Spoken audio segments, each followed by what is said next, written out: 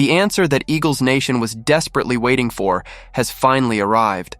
After days of uncertainty, speculation, and anxiety taking over the hallways of Lincoln Financial Field, the franchise has just made a decision that will define the future of one of the team's most critical positions.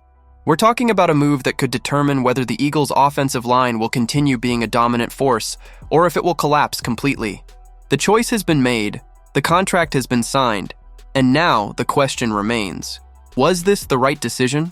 Stay until the end because this hiring has surprising connections you need to know about, and I'll reveal why some analysts are already questioning whether Philadelphia really made the right choice at this crucial moment. Before we dive into the announcement that just shook the organization, we need to understand the context of the hurricane that hit the Eagles in recent weeks. The franchise was coming off a frustrating season that ended with an early playoff elimination, but the real shock came when Jeff Stoutland, the legendary offensive line coach who had been with the team since 2012, announced his departure. Stoutland wasn't just an ordinary coach. He was considered one of the best offensive talent developers in the entire NFL, responsible for transforming the Eagles' line into an unstoppable machine that won Super Bowls and helped Saquon Barkley reach 2,000 rushing yards. Stoutland's departure created a gigantic vacuum in the organization. For the first time in 14 years, the Eagles would have to find someone capable of filling absolutely enormous shoes. And as if that weren't enough pressure, rumors emerged that two offensive line starters, Lane Johnson and Landon Dickerson, were considering retirement. Suddenly, Philadelphia wasn't just looking for a new coach, it was potentially facing a complete reconstruction of its entire offensive identity. General Manager Howie Roseman knew he couldn't waste time. With free agency approaching rapidly and the draft happening in April, every day without an offensive line coach was a day lost in preparation, planning, and talent evaluation. The pressure was immense, the fan base was nervous, and the organization needed a quick but smart answer. And then, according to a report by Tom Pelissero of NFL Network, the news finally came. The Eagles hired Chris Cooper as their new offensive line coach. The choice caught many by surprise, but at the same time makes a lot of sense when you analyze the details and connections behind this hiring. Chris Cooper is not exactly an unknown name in the professional football world. Before becoming a coach, Cooper had a respectable career as an offensive lineman in the NFL. His experience as a player gives him a unique perspective on the challenges that line players face on the field, something that can be extremely valuable when developing talent and making tactical adjustments during games. But it's Cooper's career as a coach that really catches attention. Since 2016, he's been building his reputation behind the scenes in the NFL. Cooper started as an assistant offensive line coach with the Dolphins between 2017 and 2018, where he had his first real experience molding players at the professional level. After that, he moved to the Broncos, where he worked from 2019 to 2021, continuing to develop his coaching skills and philosophy. Cooper's big opportunity came in 2022 when Kevin O'Connell assembled his initial staff with the Vikings and offered him the position of offensive line coach. It wasn't just an assistant position, it was total responsibility for the unit. Cooper remained in Minnesota for the past 4 seasons, working consistently to develop and maximize the potential of the players under his command. At 43 years old, he's now taking a significant step in his career by taking over one of the most historically talented and successful offensive lines in the league. What makes this hiring particularly interesting are the connections Cooper already has with the Eagles' current staff.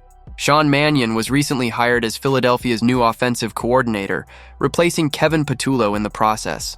Mannion is a former NFL quarterback who's only been in the coaching world for 2 years, having recently worked with the Packers. And here's the fascinating connection. Cooper and Mannion had geographical overlap when both were in the NFC North, Mannion with Green Bay and Cooper with Minnesota. But the familiarity between the two goes beyond simply working in the same division. At the end of Mannion's career as a player, he spent time with the Vikings, a period during which Cooper was there as offensive line coach. The two shared the same locker room, saw the game from the same perspective, and will now reunite on the sidelines, this time working together to rebuild the Eagles' offense. This prior chemistry could be absolutely crucial at a time when the organization needs stability and efficient communication among staff members. There's another important detail in this equation. Cooper won't assume the title of run game coordinator, something Stoutland had in addition to his role as offensive line coach. That responsibility will fall to Ryan Mahaffey, who followed Mannion from the Packers coaching staff to the Eagles. Mahaffey is another familiar face for Mannion in his first season as offensive coordinator, creating a leadership core that already has a working history together. Howie Roseman's strategy becomes clear when you look at the big picture. Instead of hiring individual stars who don't know each other, he's assembling a team that already has chemistry, familiarity, and aligned philosophies. Mannion, Cooper, and Mahaffey won't need months to figure out how to work together because they already understand each other's styles. In an offseason that's already chaotic enough with uncertainties about player retirements, having stability in the coaching staff could be the difference maker. But let's talk about the elephant in the room. Cooper is taking over an offensive line that faces serious and urgent questions. Lane Johnson, at 35 years old, is contemplating retirement after an injury-limited season. Landon Dickerson, surprisingly at only 27 years old, is also considering hanging up his cleats due to the physical wear of 13 surgeries throughout his career. The absence of Stoutland, who had a special relationship with Johnson in particular, could be significant in the veteran tackles decision. Cooper will inherit a delicate situation. On one hand, if Johnson and Dickerson decide to continue playing, he'll have two talented Pro Bowlers to work with. On the other hand, if one or both retire, Cooper will need to quickly identify and develop worthy replacements. The pressure is immense, especially considering that the Eagles' offensive line was fundamental to the team's recent success, including winning the Super Bowl and Barkley's historic campaign. The Eagles have some guaranteed pieces returning. Jordan Mailata at left tackle, Cam Jurgens at center, and Tyler Steen at right guard form a solid core. But the positions of right tackle and left guard could be completely open depending on Johnson and Dickerson's decisions. Fred Johnson, who made 8 starts in 2025 due to Lane Johnson's injury, is in free agency and may or may not return. Brett Toth is another depth option who's also available on the market. Cooper will have to work closely with Roseman to evaluate the draft and identify possible reinforcements. It's worth remembering that Roseman hasn't selected an offensive lineman in the 3rd round or earlier since 2023, when he chose Tyler Steen. That could change dramatically this year depending on how things unfold in the coming weeks. The hiring of Chris Cooper represents a new chapter for the Eagles. It's a bet on familiarity, staff chemistry, and the ability of an experienced coach to navigate turbulent waters. Cooper had success developing offensive lines in Minnesota, but now faces the definitive challenge of his career, maintaining the standard of excellence established by Jeff Stoutland while potentially rebuilding much of the unit from scratch. Time will tell if this was the right choice.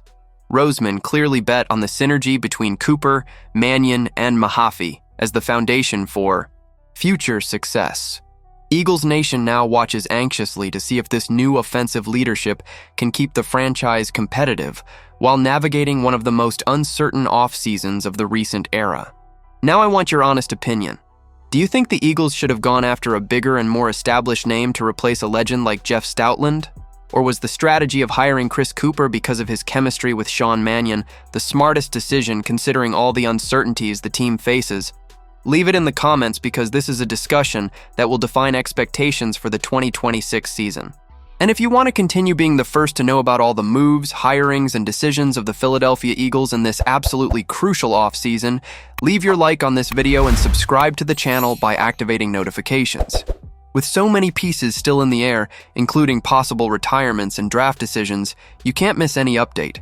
Every move the Eagles make now could be the difference between returning to the Super Bowl or entering years of rebuilding, and I'll be here bringing all the analysis and information you need.